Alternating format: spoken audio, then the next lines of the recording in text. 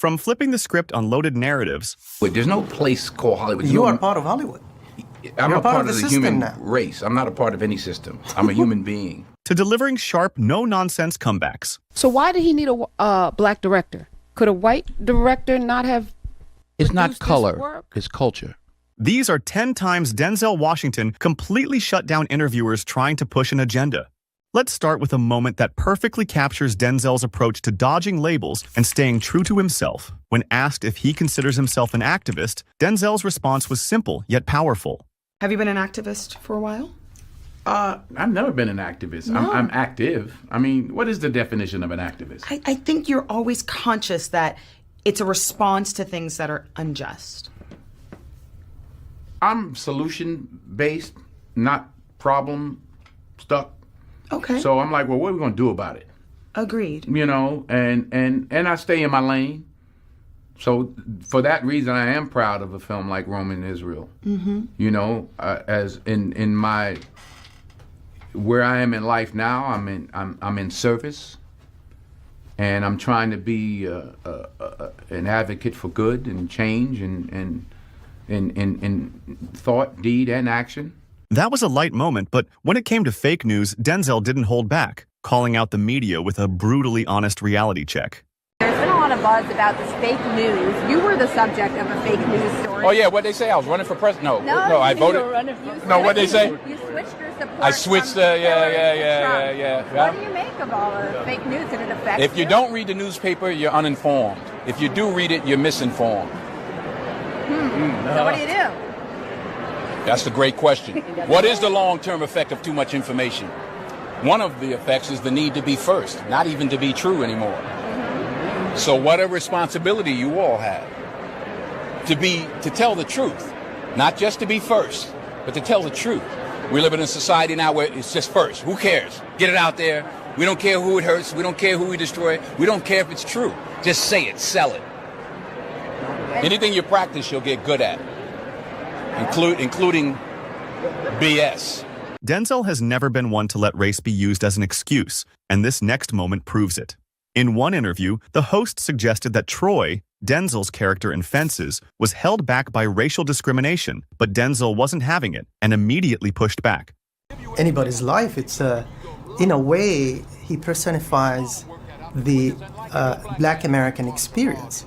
He's somebody who, had he not faced the racial discrimination, he could have been a great athlete, a star. But because of that, he ended up a garbage collector. And perhaps this self-destructiveness, was it caused by racial discrimination? And is that the effect of racial discrimination on people? Here's the thing you got to remember. When you talk about racial and you talk about discrimination, what if he just wasn't good enough?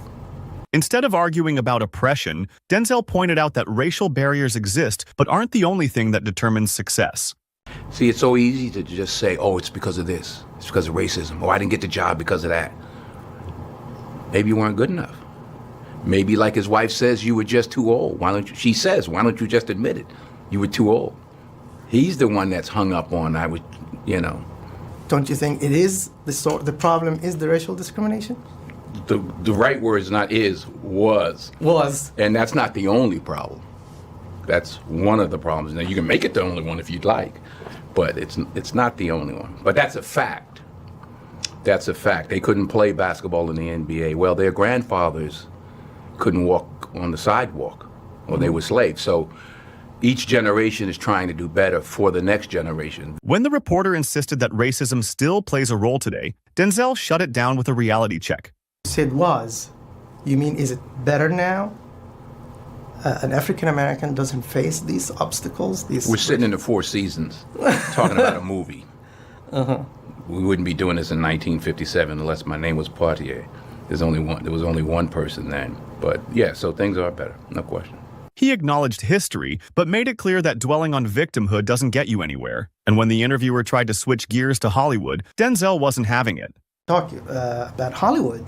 Do you think those stereotypes, and this is actually Obama pointed out, the stereotypes that had been presented about African Americans in the movies have affected the society's treatment of African Americans. I'm sure, yeah. Yeah. And do you feel now things have changed? And Things have been changing. It didn't start this week. I've been in this business 40 years. In the 40 years, things have changed a lot. Things are continually changing for the better. The host wouldn't let up, even bringing up white supremacists, but Denzel shut him down at every turn. But when you look now at what's going on outside in the political sphere, and you see the emergence of white supremacists and racists. You see the emergence. It didn't emerge this year. Yeah, but I mean, what I'm saying is we are regressing in some way. Right. Those guys, we thought we eliminated them, Well, you can't and suddenly they are you back. understand this. You can't legislate love. You heard what I just said? You can't legislate love. You can change laws, but you can't legislate people into loving you. That takes time, and it depends upon what's going on in their home. You can change the law, but if you go home and teach your son how to hate every day, doesn't matter what law has been changed.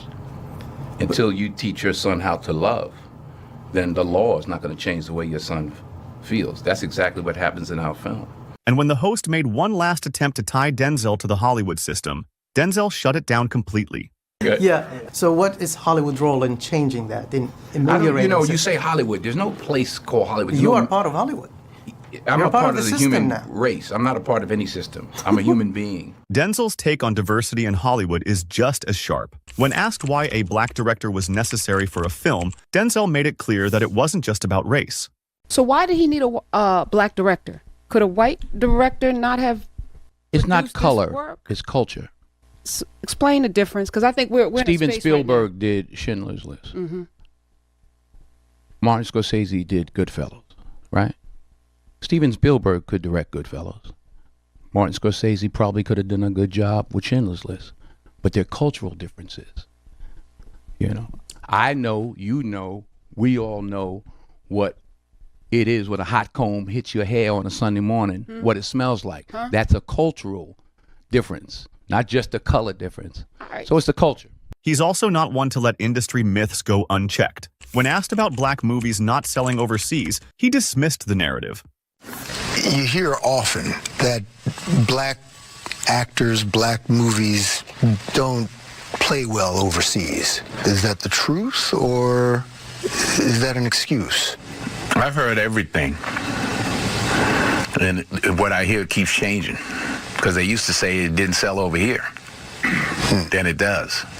Then it said it doesn't sell in the South. Then it does. Well, it doesn't sell in Europe. Then it does. So I just keep pushing. Well, what an opportunity I have to prove them wrong. And when the conversation shifted to whether the Oscars were unfair, his response was classic Denzel. Happening at a time when the Oscars are being criticized for lack of diversity. I'm just wondering, what do you think about that? I don't have to think about it. I've lived it. I've been the guy at the Oscars without my name being called. I've been the guy at the Oscars when my name is called.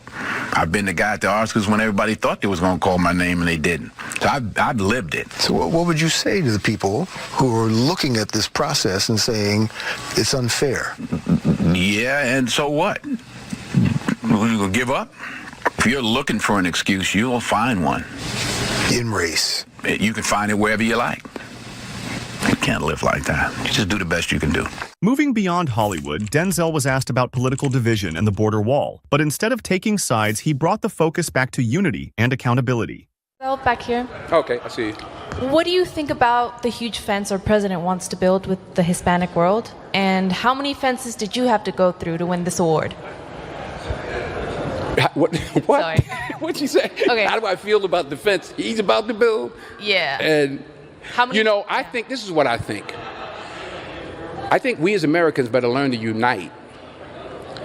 I think we as Americans need to put our elected officials' feet to the fire and demand that they work together,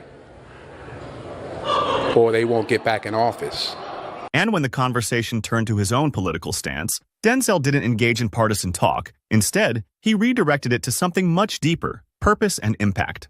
And I may be wrong, I get the feeling that not necessarily in terms of party politics or good, but you're quite a political person, quite a connected person, quite an involved person. Well, you know, I'm for trying to make things better. I mean, I look at it like this. You know, I even say it in the movie. You never see a U-Haul behind a hearse. You know, you can't take it with you. Yeah. And be it money, talent, patience, love, whatever your gift is, you can't take it with you. So what are you going to do with it when you're here? Who have you lifted up? Who have you made better? Who have you helped out? Not how much do you have, but what you have. Some people have love, some have patience, some have money, some have fame. Whatever your talent is, we all have something. Help your fellow man. I mean, that's the way I look at it. At the end of the day, none of us are perfect. You know, none of us are angels, but you do the best you can with what you have. A reporter brought up claims that Denzel had struggled with alcohol in his younger years, but Denzel shut it down with humor. Your roles, but one part of this role, of course, you didn't have to renounce, and that's the alcoholic part of it, because at one point in your life, you were in danger of becoming an alcoholic, weren't you? Me? Yeah. Right now, as we speak. When you were younger. When I was younger, well, I guess we all were in danger. We didn't know it, but I mean, in your case, I mean, you were a young man when you went off the rails. No, I didn't go that far off the rails. Somebody told you I did. No, I'm saying all the research in all the articles written about you. Really? Yeah, absolutely. Oh, I better read them. When the interviewer pushed further, Denzel made it clear that his real struggle wasn't alcohol, it was anger. Father left home. Yeah. Well, your parents were divorced. Right. That in fact, then you started going out drinking, mixing with the wrong mob. Well, I was mixing with the wrong mob before they got divorced. But no, I guess it had more to do, not so much drinking, but just being angry about it and lashing out, getting into more fights. Yeah, getting into fights and stuff like that. You know, just a young kid, I guess, not understanding what's going on and, you know, just taking it out on whoever's close by. The conversation took an ironic twist when Denzel revealed that while his mother thought she was sending him to a safer place, he actually encountered more trouble there. Well, these sort of gangs that you're involved with, that sort of thing? Neighborhood gangs? Well, I grew up in New York, you know, and I grew up with a pretty rough crowd. Most of my friends from that time are dead or in prison, and for whatever reason, I guess because my mother had good sense to get me out of it, you know, I was exposed to other things and sent away to well, I guess you call them here public schools, right? Sure. We call them private schools. Sure, exactly. But, so she sent me away to school where all the alcoholics and drug addicts really were. Little did she know. Instead of letting the interview become a sob story, Denzel used it as a lesson in resilience and perspective. But sometimes, Denzel doesn't even entertain the game. What was the question? Well, that was a question. Who you wound up supporting in the election? Presidential election. None of your business. None of my business? None of your business. Well, I'm only asking because the story was online, but that's okay. Huh? Let me ask you this. Earlier, he was asked about race relations, and his response is now iconic. I want to just ask you, though, about the issue of race relations, because the film touches upon that. Right now, under President Obama, over the last 8 years, in your mind, have race relations improved under his leadership? You know, race relationships have to do with race relationships. You're white or whatever you are. I'm black or whatever I am. We're standing here talking now. That's how we get things done. You can't legislate love. The President of the United States can't legislate us into liking each other. We have to step forward and ask questions about each other and engage. There's no law that says, oh, because I'm president, you all got to get along now. So it's up to us. And when the conversation turned to crime and systemic oppression, Denzel had a perspective few were expecting. It was something I read where you talked about your people from Mount Vernon saying that, you know, like they've done like 40 years in the penitentiary together. So, and, you know, incarceration rates in America has been a problem, especially as opposed to minorities. And Roman delves into the issues around the legal system. Do you think we've made any headway? I think it's more important to make headway in our own house. By the time the system comes into play, the damage is done. They're not locking up 7-year-olds. Yeah. You know. Finally, Denzel doesn't let late-night hosts trap him either. Jimmy Kimmel tried to get Denzel to take a jab at King Charles, but Denzel didn't fall for it. Is that your first king? That was my first king that I remember. What did you guys talk about? It was just small talk. Yeah, quick nothing. handshake. Yeah. Did you think about what you were going to say beforehand? No. What a job for him, though. He has to go through and like say something that everyone's going to remember what he said. He said he loved all my movies. Oh, he did? All of them? Yeah, that's what he said, all of them. Don't get me in trouble with the king. Don't get me in trouble with the king. Yeah, you could be beheaded. Yeah, you don't want trouble there.